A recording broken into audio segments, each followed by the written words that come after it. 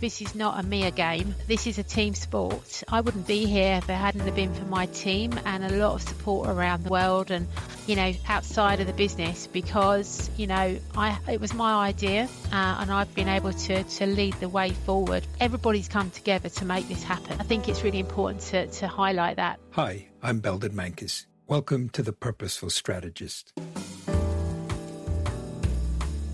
the podcast that shifts the conversation about purpose and strategy from what organizations should do to what business leaders actually are doing and what they've learned along the way.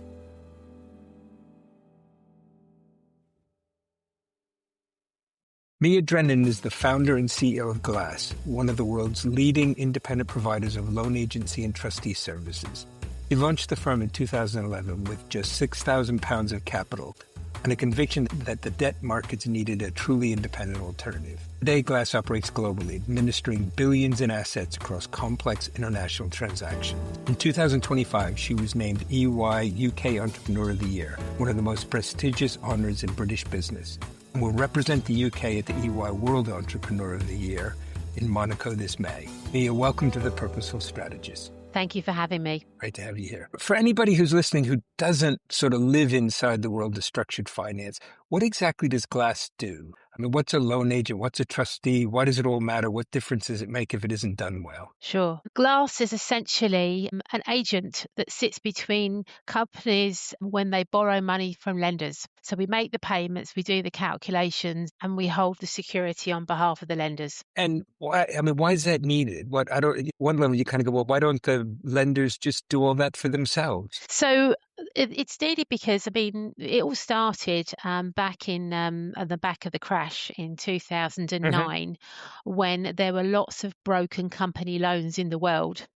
And the banks who were lenders didn't really want to manage the administration of these loans, particularly when the companies below had defaulted on their debt and they needed to go after them to get the money back. So it was really an opportunity to set up a commercial party who would act as an agent and a trustee, partly to help lenders get their money back from clients on broken loans. But this has evolved as the universe of lenders who lend to companies has also evolved away just from banks. You founded Glass in 2011 with £6,000. But before that, what was the career path that took you there? And was there a moment when you all of a sudden thought, this market's broken and actually I'm the person to fix it?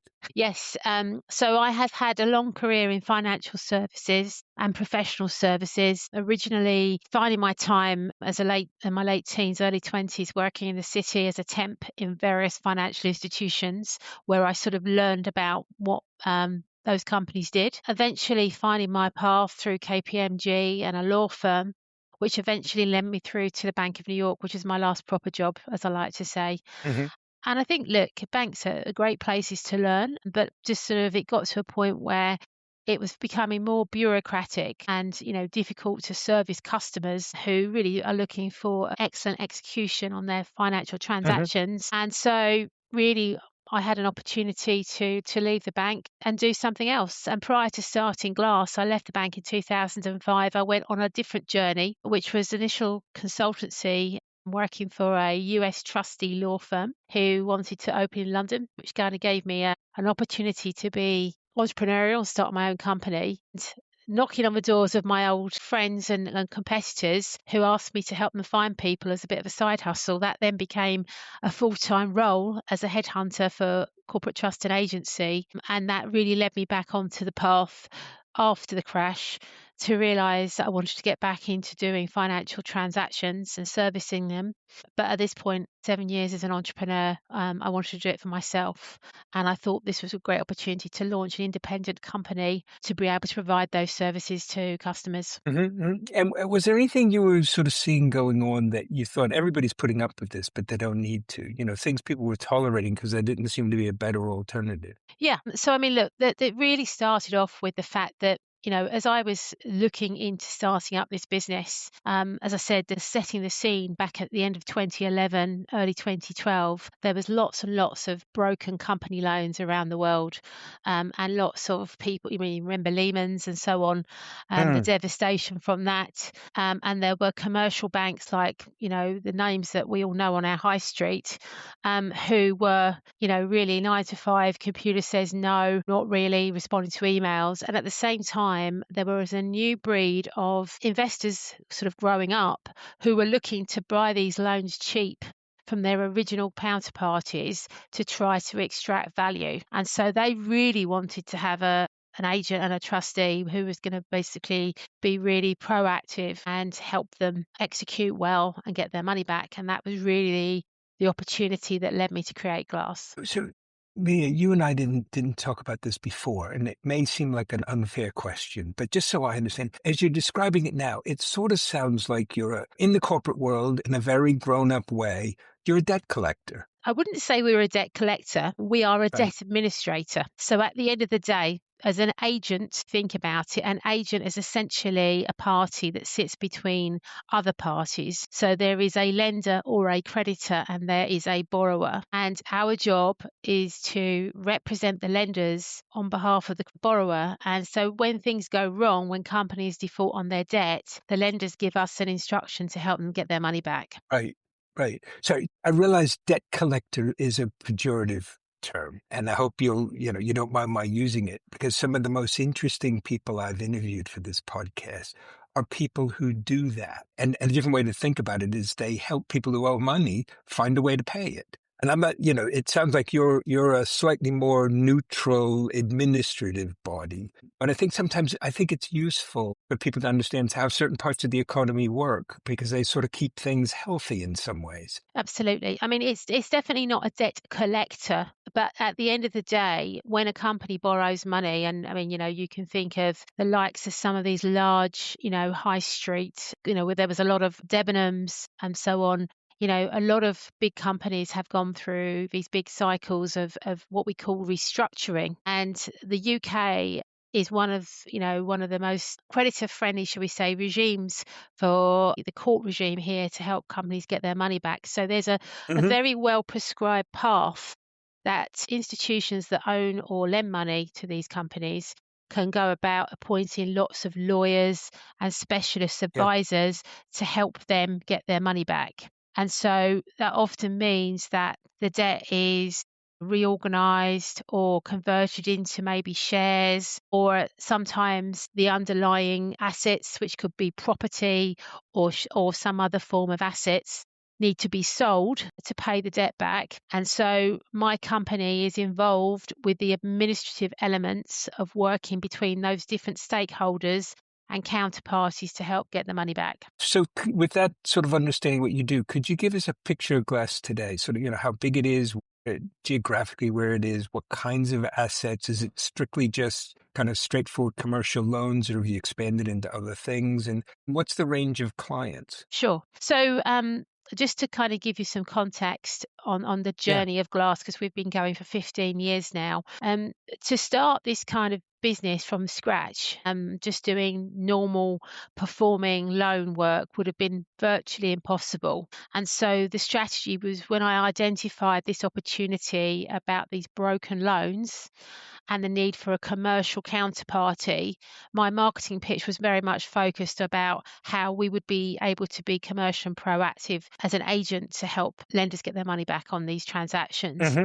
So that really gave us the strategic roadmap to start to build out the business, taking on these complex deals, being a problem solver, and getting a reputation for really good high level service, white glove execution. That allowed us, obviously, to move into other areas of the loan and debt capital markets. So at the same time as starting Glass, we were starting to see the emergence of the private credit industry. So these effectively, people sometimes refer to it as the shadow banking industry, but Hmm. the likes of KKR and Blackstone and CVC and all of those kind of firms who basically set up credit divisions to lend to companies at better rates and terms than the banks, and particularly when the banks were also pulling back on lending.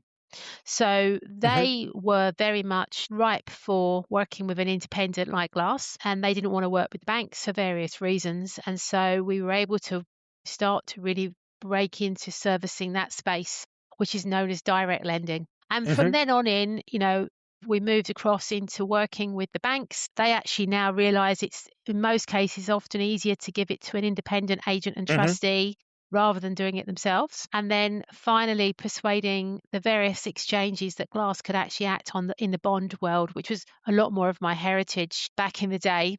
So we are pretty agnostic about the asset classes we manage and service, but we have now grown a business to be over 500 people operating out of 11 countries. Regionally, that's the US, UK, Europe, APAC, Middle East, offices, 15 offices all around the regions, operating on one global platform, supporting over 6,000 borrowers and somewhere in the region of $850 billion dollars worth of assets under management. Wow. And you talked about the strategy in the beginning.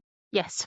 If we could go back to that, and we were kind of in the room when that was being thrashed out, who was there? Was it just you? Were there other people involved? How did that happen? Yes. So I was sort of in the transition of moving from my headhunting business Hmm. to starting to trying to figure out this pathway to start Glass. And a former client of mine, whose name's Brian, was looking for a new job. And so Hmm. he was a former Magic Circle law firm partner. He'd been a client when I was at the bank. And he was a very experienced chap in securitization and derivatives and financing. And so I asked him if he'd like to join me. And so he said yes, he'd give it a go. And we sort of sat down together and started drawing up the plans for the launch of Glass in the beginnings of 2012. Hmm.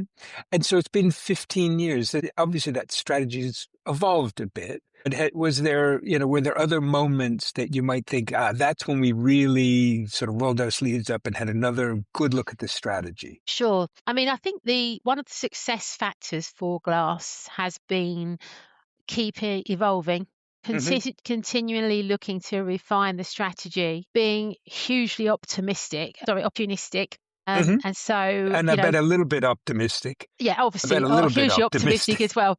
But being success has been based on really moving quickly to take advantage of opportunities that arose or that we could see coming our way. So some examples of that were, I guess number one, a year or so after starting Glass, we got mandated on that big yellow book called the Yellow Pages, which was the biggest deal that we'd ever had in that moment. But 600 lenders of record from Australia all around the world to the US, £2 billion worth of debt, 7 loans in the debt which needed restructuring, and I think there was 5 of us in the business at that time, and we had Mm. other transactions. So we made significant fees off the back of that deal, which we reinvested into the company.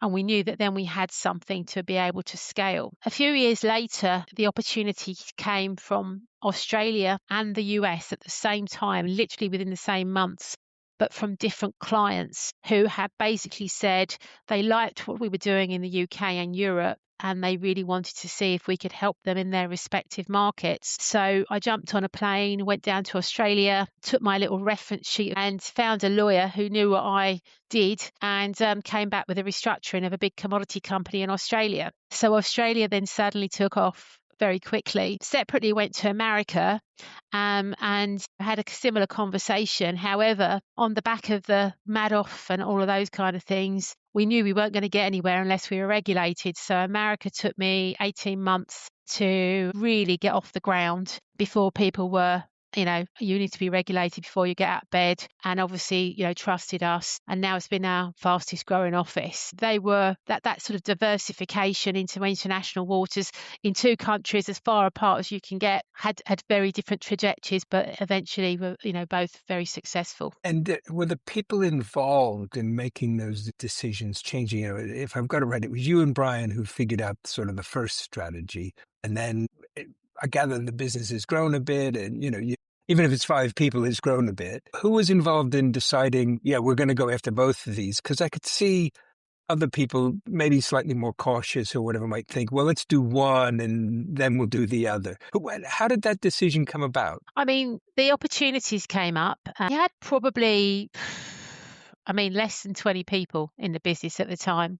We Mm. had some other senior people around, that we brought in to help us manage the business. But, I mean, I guess it was really, at the end of the day, what was the price of a plane ticket? It wasn't, we were our own, we were a private company. We didn't have any investors. We were entrepreneurial and opportunistic. We could see, I'm always taking the Motorola example about always go and meet your client in person. So, to me, I wanted to go and find out if there was a real opportunity and to figure out how we could do that. And obviously, I think where Brian and I worked together well is that he kind of executed well on these ideas and opportunities to make sure we could go down that path, took care of all the sort of advisory side of things with the external lawyers to get regulated and all that kind of stuff. So, it was very much a collaborative effort with help from others, but mainly us. And then in 2022, you brought Yep. in private equity and Yep. investment after more than a decade of founder-led growth. hmm So what led to that decision? And as you made it, what did you kind of have to let go of, and what did you gain from it? Okay. So, I mean, to be honest, it's very interesting. So we privately wanted to, to get a little bit of liquidity in the business. We've been going for 10 years. And I think from COVID, we were all a bit sort of, I don't know what the word is, but a bit weary, maybe, and also concerned about what was going to happen, right? Because we were all kind of scaremongered into what the world was going to look like in 2021, which, to be honest, these days it would look like a fairy tale back then, Yeah. where we are now. But nonetheless, it was an opportunity. And we thought, we wanted to get a professional investor. We had an operational manager who was looking to retire as well. And so it kind of made sense. And we wanted to carry on going. So it was really about, could we find a strategic investor who was known to be founder friendly, and there are very few in that box. We were probably Hmm. classed as lower mid market at that moment in time as a company to be invested in. And it was quite nice to say, don't call me, I'll call you. When we was having those initial fireside chats with the great and the good in private equity. And then we whittled it down to a very small number of parties that we liked. And then we found Levine Lightman Capital, who were heads and shoulders above everybody else, and invited them to be our partner. So to your question, I mean, obviously, I think one of the things they definitely helped us with was to professionalize further. So, we obviously had a board, we had some other senior leaders around the table with us. Obviously, we were a bit more focused and organized on about how we came together as a board and a management team. We didn't do any acquisitions initially because that wasn't part of our value creation plan Hmm. until the Hmm. last 18 months. But when we found the first one ourselves, and they were very supportive, they helped us through all the process of pricing and diligence and all of that good stuff. And just generally, in terms of being a supportive, investor at the table who would support our vision and execution.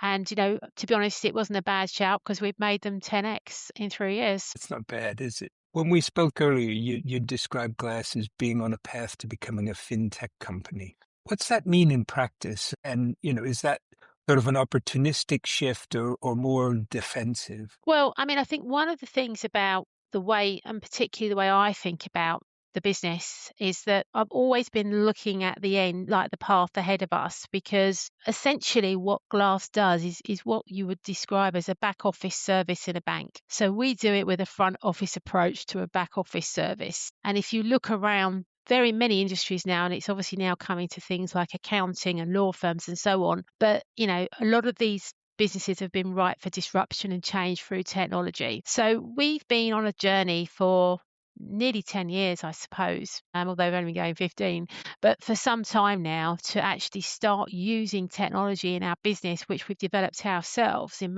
many cases, to make our processes more efficient and to get away from manual processing, to get away from spreadsheets, to get away from emails. And we've been Hmm. developing our own tools. So we're now sort of more tech-enabled business, and the fintech really is bringing together all of the different areas that we service across the debt markets and creating effectively a fully tech digital platform for our clients to experience, the services we offer in a much more effective way. And we really see artificial intelligence and agentic AI as having a great part to play in that. So how might that work in practice? What might that allow you to do that you could do in a different way? So I think, number one is to communications. There's still, a reliance for an awful lot of ways. And if I tell what about to tell, you might not even believe, but the loan market still has a fax protocol, fax protocol. So for your older users, you'll remember what a fax is. So email to fax to email, right? Which is still the way that a lot of the old loan technology is using. It's been like that for many, many years. So that is not sustainable. So in terms of, being able to provide faster information, which enhances liquidity.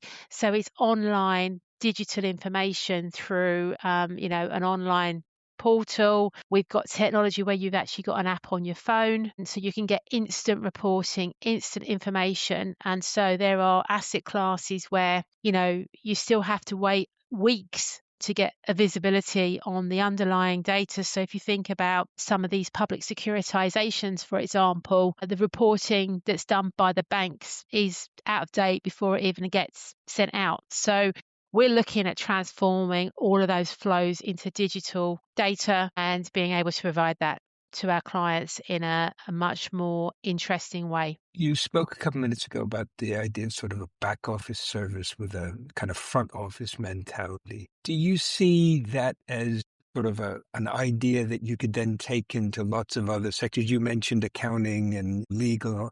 Is that, if you look out another 15 years, could you imagine glasses also taking that same idea into those spaces, or is that, no, that's just crazy? You know what? I think we're going to focus. One thing private equity does for you is it does make you focus. So I think that even just within our sphere of the various pillars of finance sectors that could, that really up there for grabs, and we're already working on, and we're looking at ways to change how they're administered now. That is going to keep us busy for a very long time. And I think that actually be very interesting to see how AI disrupts those other sectors that we just mentioned. Where I do see it is for example, we have a lot of internal lawyers in our business who help with the legal reviews of documents. So we'll be looking to leverage AI to, do some of the jobs. And we're already doing that now with various AI pilot groups, really make those tasks a lot more efficient. And I guess to your point, what that actually gives is that I think certainly in the medium term, people still want to be working with people. So you've got to develop a business with the right, agentic agents, with the right tools, but you still need people to interface with people, particularly when you're moving lots of money around the world. So my people will spend more time working with other people, clients, stakeholders, advisors, etc., and working on more intellectual challenges, but being able to do that in a much more efficient manner. So zooming out for a minute, how do you see the role of independent agencies like Glass shifting? Is it changing at all? And as it's changing, how's Glass changing? Yeah, I mean, obviously, we were the first true independent agency business. So as I tell people, it does actually have an impact. We actually do help companies when they want to borrow money. And that may be to create jobs, that may be to create investment, or when we've been involved with the transactions, there have been many transactions where we've been brought in a restructuring, and at the 11th hour, somebody said, if we don't get this money into the company, they won't be able to make payroll. And that potentially has a massive impact on not only those people, but where those people are going to spend their money. And so I've seen the company does have some impact around the fact that we are actually providing, a service to help companies in those moments. But yeah, look, I mean, independent agency has become far more interesting because, one, the growth in the shadow banking industry with all of these private credit funds, alternative lenders who are looking to have somebody perhaps who's more commercial and proactive than some of the traditional banks. Flip it on its head. The banks themselves, for various reasons, are managing their own cost of capital. Technology is overtaking change. It's sometimes challenging to find people. and so Mm. actually would prefer to use an independent agent rather than do it themselves. And so I see, and I suppose the third thing is the speed of technological change. So Glass being the largest independent globally is obviously sort of trying to be, several steps ahead. Although I've got to say we are fully regulated, which is also, part of there's a sort of trust element to our business, but is focused on innovation and transformation, which is really going to underpin, how we now achieve our next goal. What's for you? What's the next goal? Well, I mean, I think, the pathway to becoming a £5 billion valuation on the next Hmm. liquidity event. And obviously now I know that we can achieve what we achieved just gone on New Year's Day. I'm pretty sure we can get there in the next 3 to 5 years with our current investment Hmm. partners. So I'm excited about that. But that's going to really come from transforming into a truly digital company. No doubt we will do more acquisitions of Hmm. from complementary companies, but we will also, the speed of change and technology and impact will mean we'll be able to service more geos, provide more services on different asset classes and different markets, but really keeping headcount, fairly lean.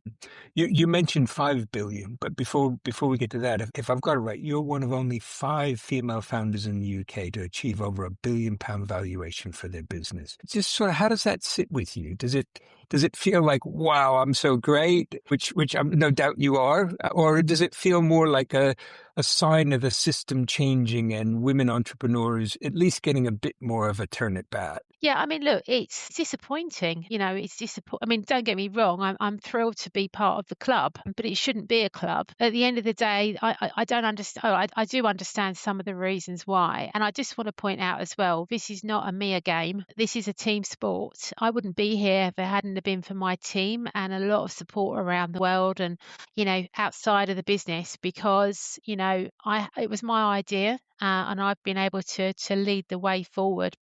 Everybody's come together to make this happen. I think it's really important to highlight that. But yeah, look, women, number one, I think there's just probably less women founders that want to start a Mm. business. I think traditionally the model that exists to help them grow has not been great.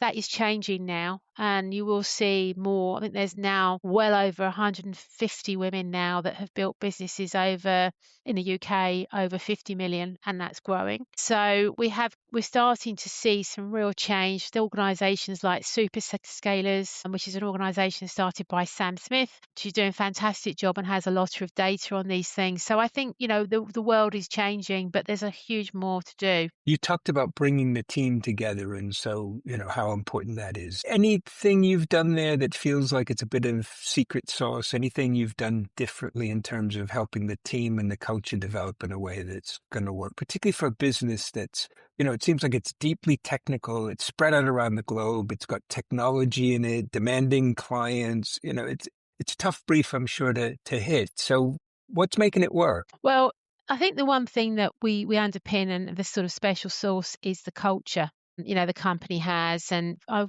fiercely defensive of our culture here. And so communication, collaboration, and cooperation are some of our values around the globe.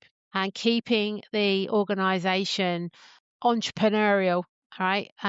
We're here to solve problems. We're here to get to yes, but really celebrating every time we get mandated on a transaction, it's a celebration because somebody's trusted us with doing a deal. And so, I think I still host inductions for new joiners and I still tell them the story of where we came from and tell them how important it is that we're only really ever as good as the last transaction. So people really are committed to doing their best and to being celebrated and recognized outside of the usual parts for actually doing a great job and being part of a completely different, unique business venture, which is now a global player. Mm, mm. That's probably a pretty good, inspiring note to end on. But before we wrap up, is there anything we haven't touched on? Anything else you'd like to share with our listeners? Yeah, no, I mean, thank you ever so much for hosting me. I can't think of anything else to add. Oh, fair enough. Fair enough. Well, then I'll take that as a job done. Mia, again, thank you for joining us. It's been really great to hear both your story and the Glass story. And I think an inspiration for almost anybody who thinks, well, I can't. because I'm sure there must have been, I've only got £6,000 to start this business with. Whatever the issues were, it sounds like you sort of being opportunistic and optimistic found a way. So appreciate you sharing the No story. problem. Absolutely. Well, the thing is, we were lucky in terms of being able to get it off the ground and how successful it's been. So I think, it's always worth having a go because you never know where it might lead. Yeah. Yeah. You know what? Actually, just one other thing, just to get your take on it. Yeah. It does seem to me that you kind of created something that it wasn't like this is a company that's doing something and this company hasn't existed. The idea of there being an independent agency for something that, as you've said a couple of times in this, it was sort of part of a bank. And the idea that you could kind of take that activity out and set it up as an independent business. I just think that's really one of those leaps of imagination that really can lead to fantastic outcomes. Did it feel that way to you, or was it sort of, oh, this is just so obvious? It wasn't. It was just about finding a way to administer transactions independently. I don't think I ever really thought about it. I never saw any real hurdles. I just thought I can do this. I just started doing it. I suppose at the end of the day, it's only now because of everything that's happening and various conversations I'm having when I look back and go, you know what, that was quite remarkable. Yeah. But you know what, I've never doubted I couldn't do this. And I suppose that probably had something to do with how we got it off the ground in the first place with the 400 meetings until we got to that first transaction. So yeah. Good. Well, again, I know I've said this before, but I really do mean it. Thank you so much for joining us. And I look forward to hearing how you and Glass get on from here. Thank you ever so much. Really appreciate the time. All the best. Thank you for joining us for this episode of The Purposeful Strategist. In addition to being available on our website, you can find us on Apple Podcasts, Spotify, and Google Podcasts. If you enjoyed this episode, please do follow us and leave us a 5-star review. It helps others find the podcast. Thanks again, and join us soon for the next episode of The Purposeful Strategist.